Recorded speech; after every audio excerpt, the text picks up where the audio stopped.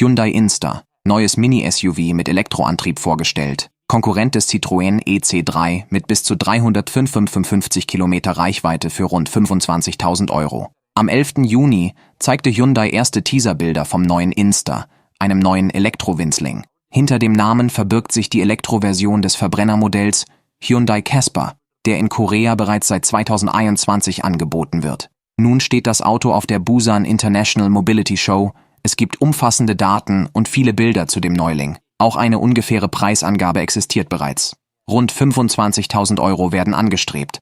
Der Hyundai Inster bekommt eine ausgesprochen abenteuerlustige Optik mit robusten Karosserieschutzleisten, Dachreling und dicken silbernen Elementen vorne und hinten, die an einen Unterfahrschutz erinnern. Hyundai erwähnt auch eine Cross-Version, die offenbar bald folgen soll und noch mehr Offroad-Elemente haben dürfte. Generell sieht der Hyundai Inster dem Hyundai Casper sehr ähnlich. Zu den Unterschieden gehören allerdings ein geschlossener schwarzer Grill und eine eigenständige Lichtsignatur, die mit ihrem Pixel-Look an den Ioniq 5 erinnert. Am Heck zeigt der Inster ebenfalls eine leicht andere Lichtsignatur. Mit ihrem Pünktchendesign passt sie zur Vorderseite. Wie vorne gibt es einen auffälligen Unterfahrschutz. Dazu kommen je nach Version ein schwarzes Dach und Räder in der Größe 15 oder 17 Zoll. Hyundai ordnet den Inster wie den Casper ins A-Segment ein, also als Kleinstwagen oder Kleinstwagen-SUV. Dafür hat der Wagen aber einen ziemlich langen Radstand. Dieser ist sogar länger als beim Citroën EC3 oder Opel Mokka Electric.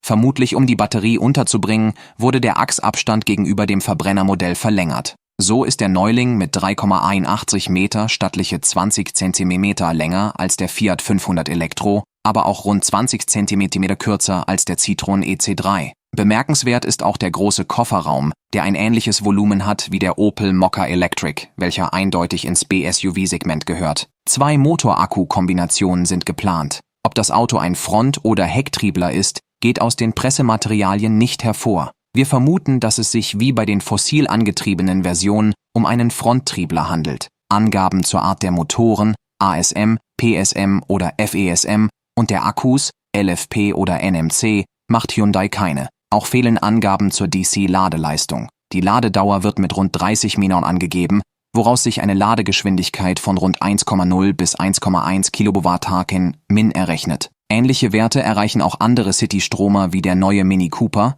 0,9, 1,2 kWh/min und 1,0 kWh/min beim Citroën EC3. Lobenswert ist, dass das Auto serienmäßig einen dreiphasigen 11 Kilowatt Lader für Wechselstrom erhält. Innen soll es ähnlich wie bei den großen Hyundai Elektroautos 2 10,25 Zoll Displays geben. Die Bildschirme sind den Bildern nach aber nicht direkt nebeneinander positioniert, wie etwa beim Ioniq 5. Stattdessen zeigen die Bilder einen hoch angebrachten Touchscreen im Querformat und ein Instrumentendisplay, das traditionelle Rundinstrumente simuliert. Im Lenkradpralltopf gibt es Pixel, die vermutlich den Ladestand anzeigen. Eine Besonderheit sind auch die Türinnenverkleidungen, die sich austauschen und an den individuellen Geschmack anpassen lassen. Die Fahrmodi P, N, R und D werden offenbar mit dem Lenkstockhebel rechts unten aktiviert. Das Bild oben zeigt zudem ein Ambiente-Licht und USB-C-Anschlüsse sowie zahlreiche physische Tasten. Darüber hinaus erwähnt Hyundai noch ein One-Touch-Schiebedach,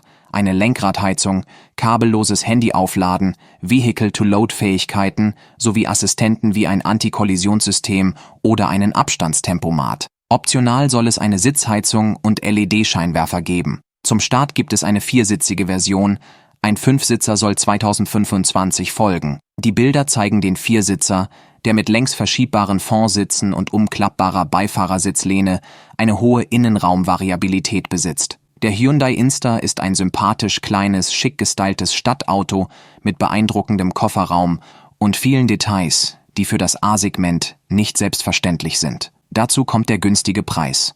Mit rund 25.000 Euro tritt der Wagen gegen den Fiat 500 Elektro und den Dacia Spring an. Neu hinzu kam kürzlich der Citroën EC3. Nur der VW-Konzern braucht noch gefühlte Ewigkeiten, bis der VW ID.2 fertig wird. Die Gerüchte sprechen von 2027.